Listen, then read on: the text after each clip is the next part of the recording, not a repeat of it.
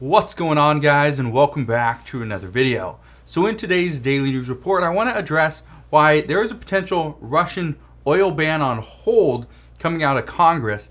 Got some news on that just came out. Need to address what the White House is saying and how they are potentially going to assist Americans with the rising gas prices. So I want to break down what they are currently discussing. We also know that President Biden is now urging workers to go back into the office. However, some say this is not the right move because as gas prices increase, people are more likely to stay at home. So, got a lot of stuff that we need to discuss in today's video, but if you have any questions whatsoever, ask your questions down in the comment section below. But let's talk about what the Senate has been up to today. First, the Senate has actually cleared the $107 billion bill to overhaul the United States Postal Service. This actually passed today with a vote of 79 to 19. It is now headed to President Biden's desk. This has been something that the House has been really working on for, the good portion of a year? Maybe a little bit less than that, but it's been going on for quite some time, so finally this has gotten done. We know the Senate also acknowledged today that the original $6.4 billion bill that was supposed to go for aid to Ukraine, this then increased to $10 billion. Then it was increased again just the other day to $12 billion. Well, it has finally been agreed upon that it will be for $14 billion. This is actually coming from Senate Minority Leader Mitch McConnell. We also know that the Senate lost support today from the GOP on the Russia oil ban due to the fact that this didn't have any trade provisions. Now, the House was going to vote on this bill today. It was expected to pass the House. The problem is the House doesn't want to pass a bill, then kick it over to the Senate for the Senate to reject it. So the House is going to hold on to the bill. They will rework it tonight. They will vote on this tomorrow. Hopefully it has the support of the GOP in the Senate, and it will pass with 2/3 majority. That's the expectation, at least as of right now. But again, this puts stuff on hold. Again, and I've told you guys this multiple times over the past year, we're going to see delay after delay after delay. That's what we've seen, and I expect that's what we will continue to see moving forward. Now, last week I addressed how President Biden was urging all companies to push their workers to get back into the office, as opposed to working from home. I also said this was going to be an issue with gas prices increasing. Well, some are saying that it doesn't make sense for people to go back into work when everything is getting more expensive, because what happens when people go back into work, this actually drives up consumer spending. And you're probably thinking, well, how would it drive up consumer spending when all you're doing is going into work? Well, here's what normally happens. When somebody goes into work, they fill up their gas tank, which means demand will increase, which means prices will increase as well because our supply is actually decreasing. Okay.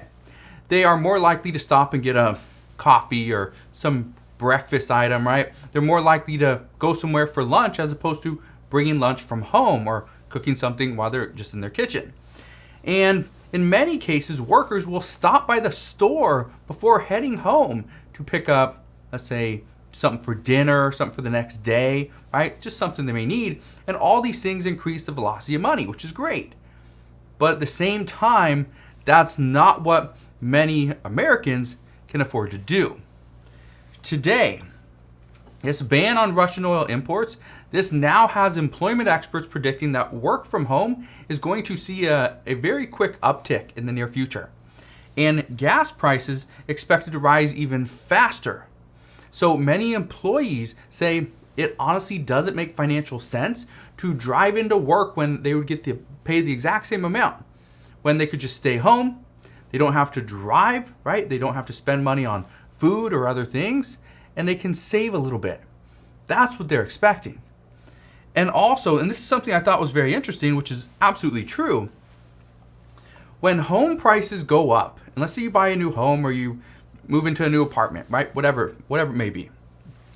People are more apt to spend additional time in their homes because they're spending so much of their disposable income on their residence. Whether you own the home or you rent, it doesn't matter.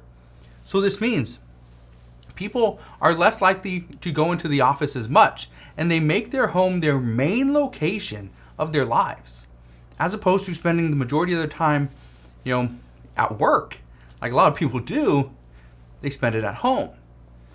But this is where things get very interesting, because the Biden administration, just today, President Biden, he got off Air Force One, and a reporter asked him if he has a message for the American people on gas prices. And he said they're going to go up. And when the reporter followed up and asked, well, what can you do about it? President Biden said, can't do much right now. Russia is responsible. And I told you guys this in the video I did earlier, that what we could potentially see is the White House and the Biden administration push the responsibility off onto Russia. Okay, now I don't know if that's the case, but that's looking more and more likely. So, when it comes to how the White House plans to cut costs for the American people, this is what the White House aides are discussing. And there's other ideas as well, but these are just the 5 that they're really looking into. There's another release of oil reserves. Now, keep in mind the United States uses about 19 million barrels of oil per day, and our oil reserves are already starting to get depleted. So doing another release is not going to fix the problem. It would be a very temporary and small fix. Okay, small fix, very small. They're also talking about a gas tax holiday. They're talking about getting Iran, Venezuela, and Saudi Arabia to produce more oil, which is something that I believe Saudi Arabia is against. And I don't know about Iran and Venezuela, but probably not the best move. They're also talking about mass production for heat pumps for Europe, so that Europe doesn't actually have to use as much gas, which means there's more supply for the rest of the world. Makes sense. But it also, how does it really help us immediately? It would take a little bit of time. Then the next thing is to step up clean energy production. Again, takes time. So we'll see what happens there. But again, these are things that, in the video I did earlier, talking about the American people's expectations. Are they unrealistic? Are we being really unrealistic right now? And many say yes, we are, because these issues aren't going to be fixed in a couple days or a couple weeks. They could take months or years to be resolved. So we'll see what happens there. Let's talk about the exodus of companies that are leaving Russia. We know McDonald's, Coca-Cola, and Starbucks all today said they're temporarily halting business operations in Russia. Visa and MasterCard stated just the other day they will suspend operations in Russia as well. But what they're going to be doing is they will be blocking cards issued by Russian banks from working in other countries. And they'll also be blocking cards issued in other countries from working with Russian companies. So they're trying to tackle both sides, but still leave it open for Russians to use their cards in Russia. So we know Netflix, PayPal, and Adobe are all suspending business operations in Russia as well. Learned that just the other day as well. PayPal was actually, I believe, this morning when they came out with that.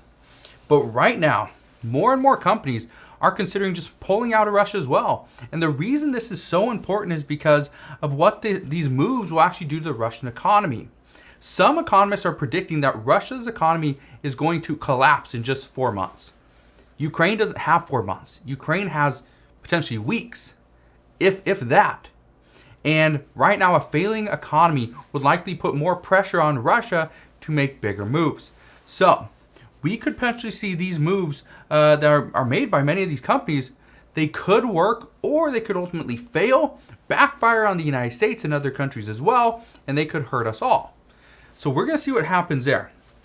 But one thing I can tell you right now is that everything is coming down to what or how is Russia going to react.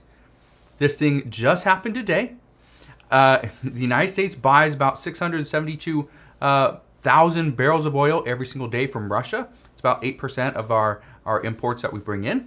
So one thing that you need to keep in mind, okay, is that this sanction, this ban, even though it's taking a toll on us today, the expectation is Russia isn't going to really see it for potentially another week or two. So that means we could be in this for a little bit before we start to see what Russia does as an afterthought, an after effect. So we will see what goes on there. But as always, as I know more, I promise I'll bring all the latest news and updates to you. Just want to thank you guys for watching. If you have any questions, and I know a lot of you guys have questions, I haven't been answering as many questions lately. I've just been reading them, putting a big list of stuff together so that I know exactly what to address in the following video. So again, thank you guys for doing that. Again, ask your questions down in the comment section below. Consider subscribing so you never miss an update, and I'll see you guys on the next one.